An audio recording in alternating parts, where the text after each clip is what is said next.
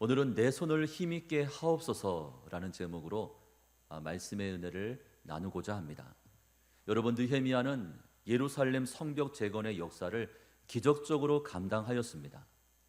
그 성벽이 완공될 때까지의 과정을 살펴보면 얼마나 힘이 들고 또 어려웠는지 모릅니다. 그래서 하나님의 선한 역사를 도모한다는 것은 결코 쉬운 일이 아닙니다. 여러 번의 위기와 난관을 겪어내야 합니다. 느헤미야 5장에서 살펴본 것처럼 사람이 살면서 가장 견디기 힘든 문제는 먹고 사는 문제입니다. 쌀통에 쌀이 떨어졌을 때 그때 가장 비참한 거죠. 누구든 이 문제에 걸리게 되면 아무리 신앙이 좋다 해도 그는 흔들릴 수밖에 없습니다. 이스라엘 백성들은 예루살렘 성벽을 재건하기 위해서 밤낮으로 일을 했습니다. 새벽부터 해가 지고 별이 보일 때까지 열심히 일했습니다. 한 손에는 무기를 들고 다른 한 손에는 연장을 들었습니다.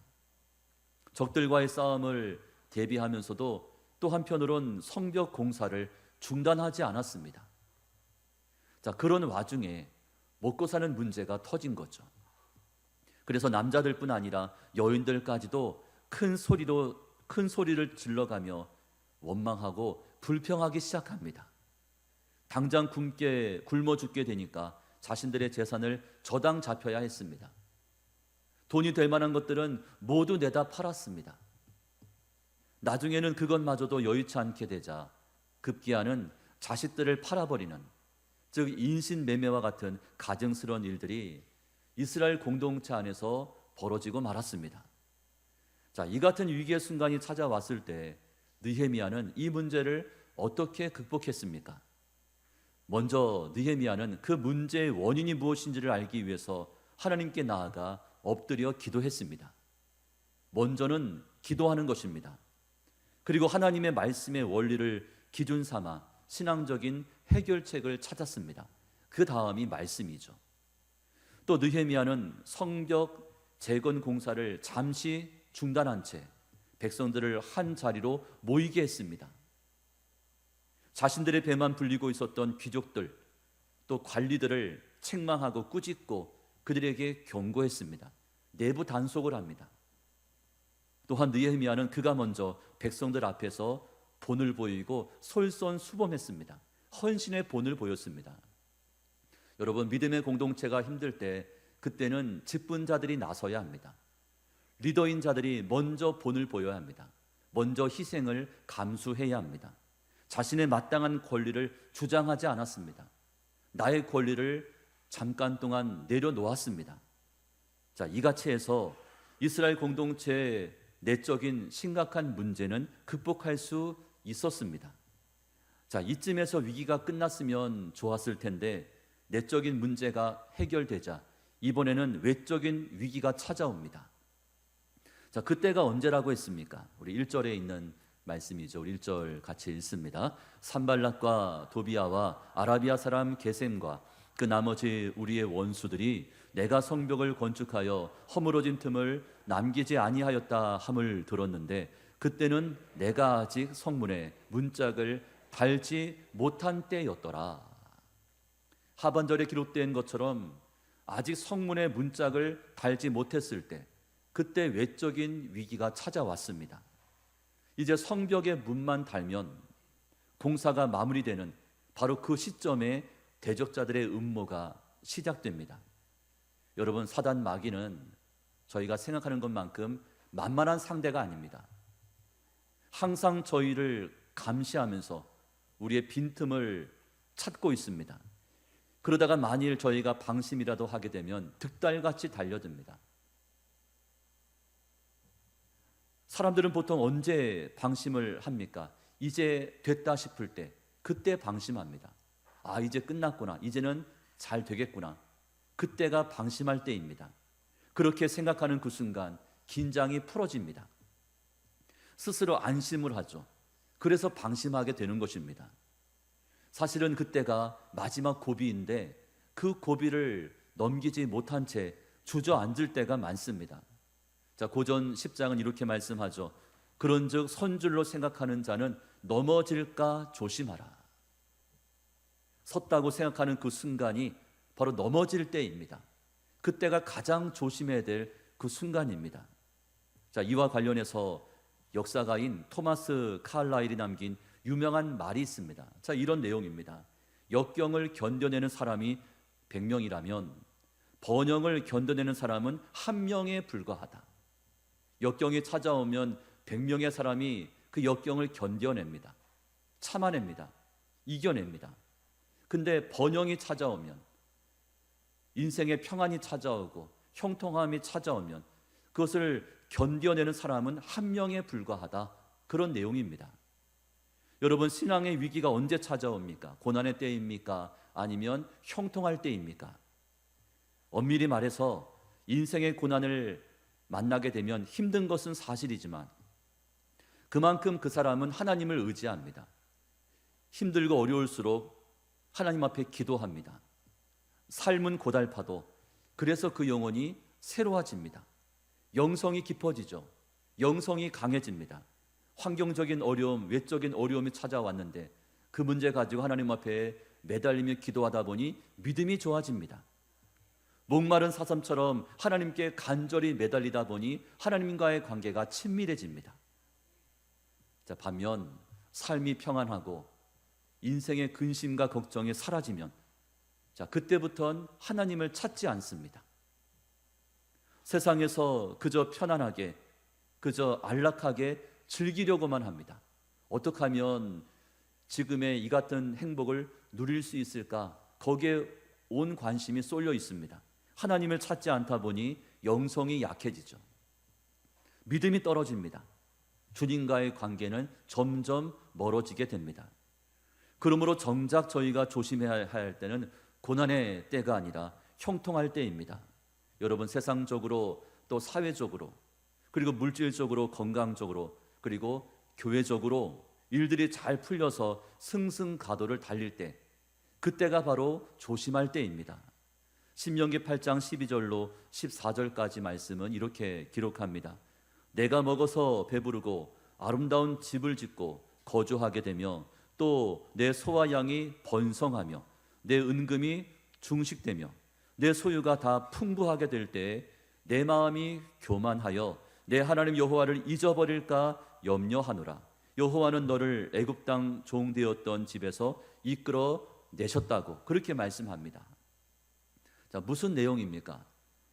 이스라엘 백성이 출애굽하여 광야에서 40년간 생활할 때는 하나님만 바라봤습니다. 그때는 하나님만 의지했습니다.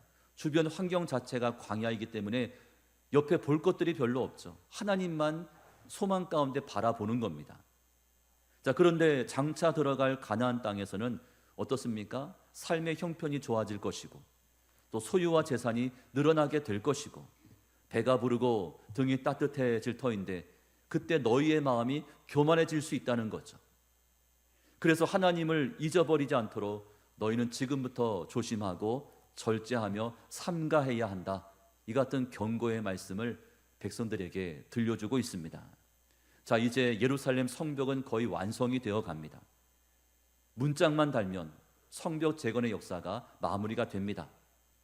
자, 그러자 산발랏을 비롯한 대적자들은 그것을 방해하기 위해서 이스라엘을 공격해 옵니다. 두 가지로 공격을 하였죠. 첫째로 저들은 성벽 재건을 책임졌던 느헤미야를 표적으로 삼았습니다. 느헤미야는 탁월한 리더십을 가지고 불가능했던 예루살렘 성벽 재건의 역사를 선도했습니다. 느헤미야가 아니었다면, 그가 없었다면 이 성벽 건축은 시작조차 못했을 것입니다. 하지만 느헤미야는 하나님을 의지하였죠. 하나님께 기도했습니다. 이 귀한 역사를 그러므로 읽어낸 겁니다. 그래서 저들은 느헤미야만 없어지면, 느헤미야만 없다면 성벽 재건 공사도 끝장난다는 것을 잘 알기 때문에 자, 누구를 집요하게 공격합니까? 느헤미야를 공격하는 거예요. 여러분, 저희 교회가 든든하게 또 건강하게 잘 세워지기를 원하십니까? 그렇다면 여러분, 담임 목사인 저를 위해서 중보해 주시기를 바랍니다. 여러분, 사단 마귀는 항상 담임 목사를 공격하는 거죠. 목사가 휘청거리면 교회가 휘청거리고, 목사가 힘이 빠지면 성도들도 힘이 빠집니다. 그래서 사단 마귀는 그걸 알기 때문에 항상 이 땅에 있는 수많은 교회의 목회자들을 공격해 옵니다. 여러분, 담임 목사가 든든하게 서 있어야 하나님의 교회도 건강하게 또한 든든하게 세워져 가는 줄로 믿습니다. 여러분, 우리나라 대한민국이 잘 되기를 원하십니까? 그렇다면 대통령과 위정자들을 위해서 계속해서 중보 기도해야 합니다. 자, 대통령을 뽑아놓고 얼마나 뒤에서 욕을 해야 되는지 일을 할 수가 없을 것 같아요. 제가 봐도 본인들이 뽑아놓고 얼마나 뒤에서 씹어대는지 몰라요. 여러분, 대통령과 위정자들이 그 임기 기간 동안에 정말 최선을 다해서 각자에게 맡겨진 그 직무를 성실하게 사심없이 잘 감당할 수 있기를 원한다고 저희들은 하나님 앞에 그분들의 이름을 불러가면서 기도해야 합니다. 로마서에서는 위에 있는 권세들에게 복종하라고 명했습니다. 또 디모데 전서에서도 모든 사람을 위해서 간구하되 특별히 임금과 높은 지위에 있는 사람들을 위해서 기도할 것을 말씀하고 있습니다. 자, 그 이유가 무엇이라고 했습니까? 디모데전서 2장 2절은 이렇게 번역했습니다. 우리 새 번역으로요. 같이 한번 잘 읽겠습니다. 왕들과 높은 지위에 있는 모든 사람을 위해서도 기도하십시오. 그것은 우리가 경건하고 품위 있게 조용하고 평화로운 생활을 하기 위함입니다. 여러분, 나라가 평안해야 교회가 평안합니다. 여러분, 나라가 폭력 정권에 넘어가거나 공산화가 되어버리면 여러분, 종교의 자유가 사라져버립니다. 박탈이 됩니다. 마음 놓고 예배를 드릴 수가 없는 거예요. 그러므로 저희들은 나라가 평안해지도록, 그래서 교회가 평안하도록 하나님 앞에 날마다 기도하고 간구해야 합니다. 한편 대적자들은 느헤미야를 성 밖으로 유인해서 죽이려는 그런 음모를 꾸몄습니다. 2절 말씀에 기록하죠. 산발락과 게셈이 내게 사람을 보내어 이르기를 오라 우리가 오노 평지 한 촌에서 서로 만나자 하니 실상은 나를 해하고자 함이었더라. 산발락과 게셈은 느헤미야에게 오노 평지에서 만납시다. 한번 만나서 얘기나 나눕시다. 그렇게 제안을 했습니다. 자, 그런데 이 오노 평지는 이스라엘 땅이 아니었습니다. 느헤미야를 이스라엘 국경 바깥으로 유인을 해서 거기서 죽이려는 그런 계책을 꾸민 것이죠. 자, 그러나 느헤미야는 저들의 그런 속셈을 잘 알고 있었습니다. 실상은 나를 해하고자 함이었더라. 그들의 속셈을 간파하고 있었죠. 겉으로는 평화조약을 맺는 것처럼 꾸몄지만 그 뒤에는 음모가 숨어 있었습니다. 이것이 사탄 마귀가 사용하는 전형적인 방법입니다. 여러분, 사단 마귀는 무식하게 공격해 오지 않습니다. 가장 그럴듯한 명분을 앞세웁니다. 지능적으로 또 교묘하게 공격해 온다는 그 사실에 유념해야 합니다. 한편 저들의 의도와 속셈을 간파했던 느헤미야가 무엇이라고 답을 합니까? 3절에 나와 있는 말씀이죠. 3절 우리 같이 읽습니다. 내가 곧 그들에게 사자들을 보내어 이르기를 내가 이제 큰 역사를 하니 내려가지 못하겠노라. 어찌하여 역사를 중지하게 하고 너희에게로 내려가겠느냐. 이처럼 느헤미야에게는 하나님께서 그에게 허락하신 예루살렘 성벽 재건이라는 그런 분명한 사명과 목적 의식이 있었습니다. 그래서 느헤미야는 흔들리지 않았죠. 어찌 이 역사를 중지한 채 너에게 내려갈 수 있겠느냐? 거절을 합니다. 여러분, 저희가 자꾸 흔들리거나 좌우로 치우치는 까닭이 무엇입니까? 바라보고 붙잡을 수 있는 사명, 또 인생의 목표가 없기 때문입니다. 저희가 이제 버스를 타게 되면 어떻습니까? 차가 아무리 이 안전운전을 한다 해도 차는 흔들릴 수밖에 없는 거예요. 인생 자체가 흔들릴 수밖에 없습니다.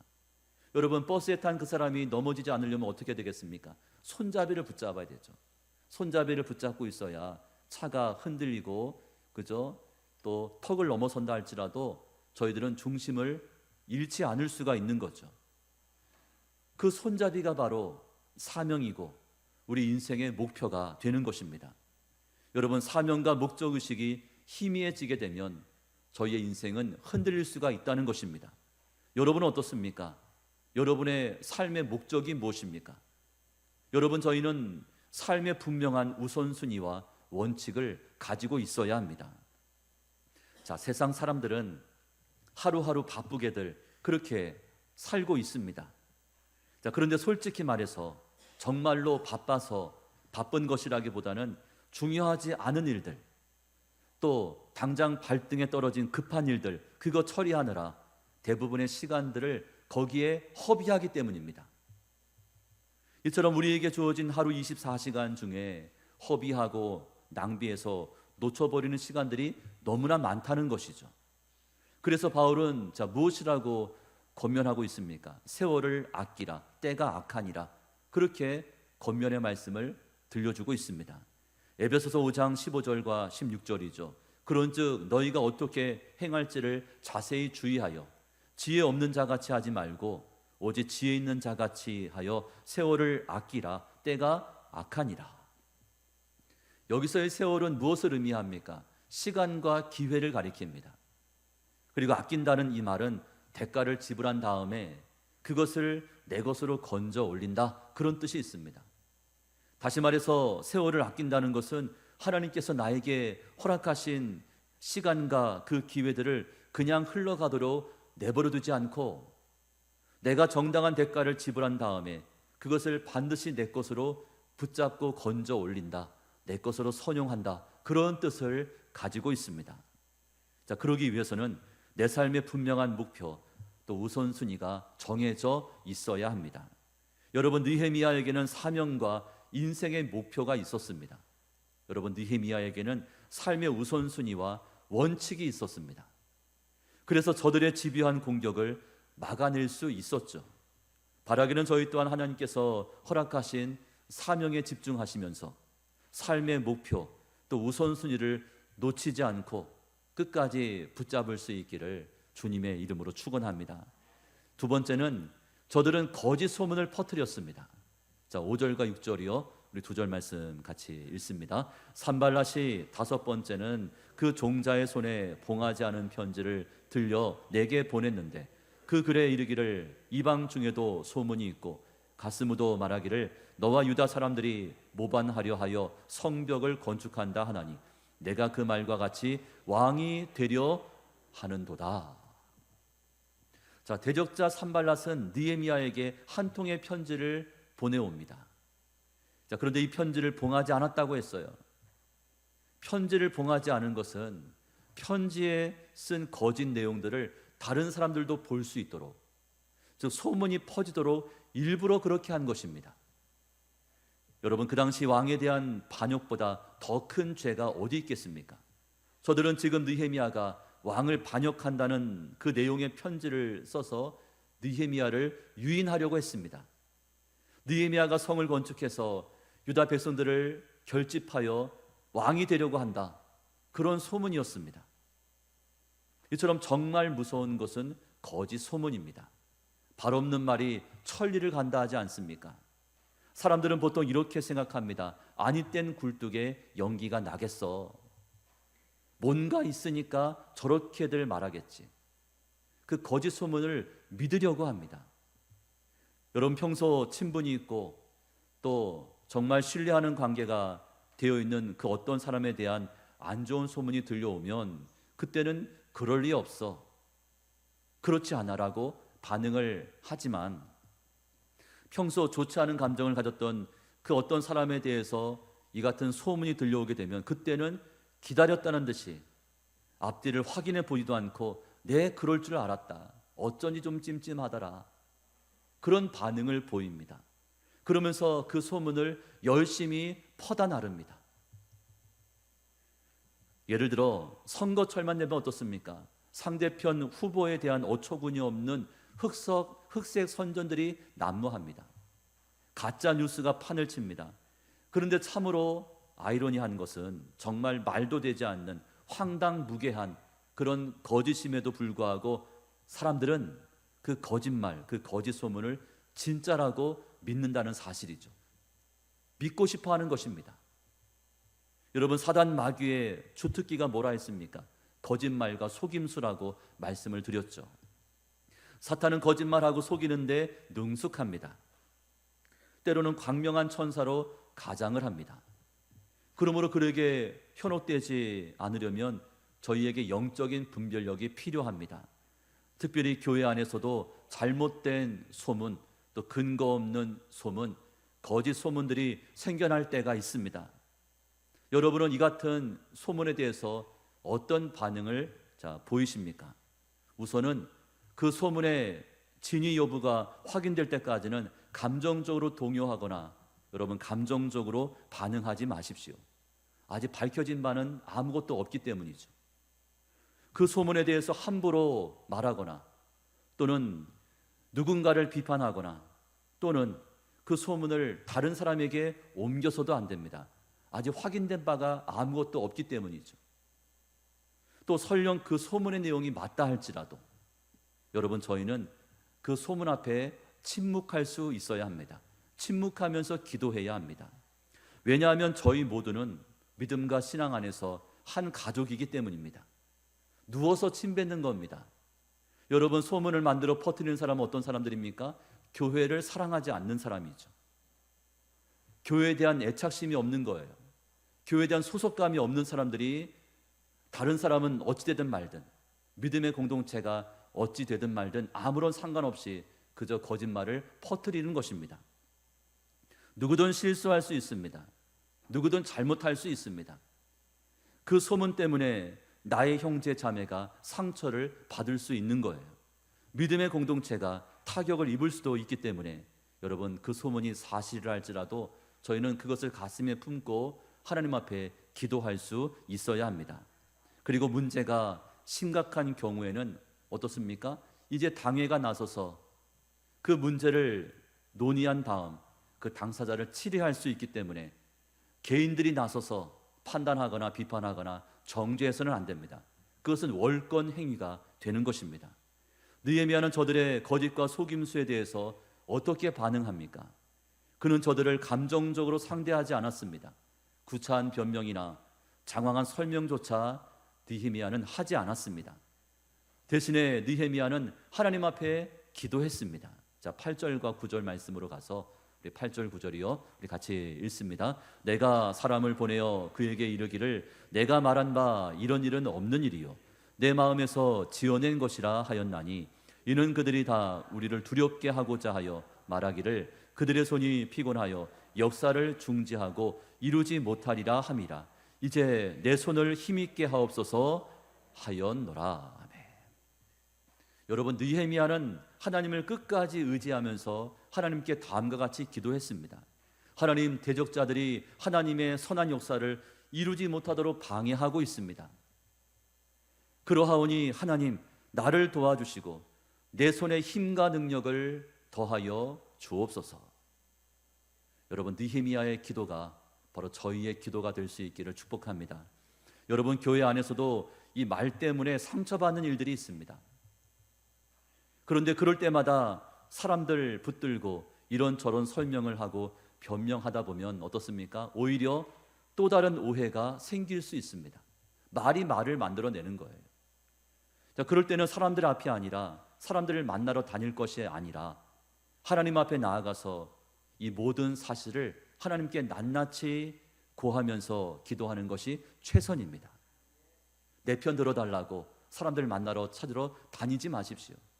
대신에 하나님 앞에 나가서 하나님께 하소연하시고 하나님께 탄식하면서 하나님 앞에 맡기면서 기도해야 합니다.